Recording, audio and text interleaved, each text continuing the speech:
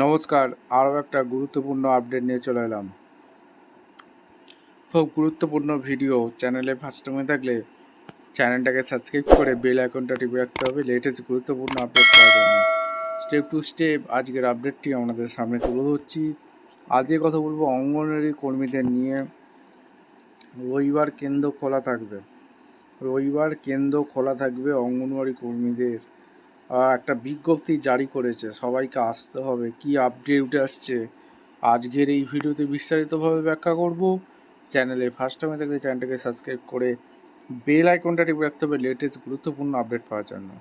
আচ্ছা, পশ্চিমবঙ্গ সরকারের পক্ষ থেকে একটা জারি করা হয়েছে, একটি সরকারি অফিসিয়ালি নোটিশ, স্মারকপত্র। এটি পশ্চিম মেদিনীপুরের জেলার অতিরিক্ত জেলা ম্যাজিস্ট্রেটের কার্যালয় থেকে জারি করা হয়েছে।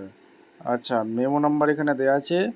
পশ্চিম মেদিনীপুর জেলার সমস্ত child development project officer CDPO 28শে জুন 2026 রবিবার পড়েছে থেকে শুরু হতে জাতীয় টিকাদান দিবস ন্যাশনাল সংক্রান্ত পূর্ণ সহযোগিতা করার নির্দেশ জেলা সমস্ত চাইল্ড ডেভেলপমেন্ট প্রজেক্ট অফিসারদের CDPO নির্দেশ দেওয়া হচ্ছে যেন তারা জাতীয় টিকাদান কর্মসূচি সফলভাবে বাস্তবায়নের জন্য স্বাস্থ্য দপ্তরের কর্মকর্তাদের সম্পূর্ণ সহযোগিতা করেন।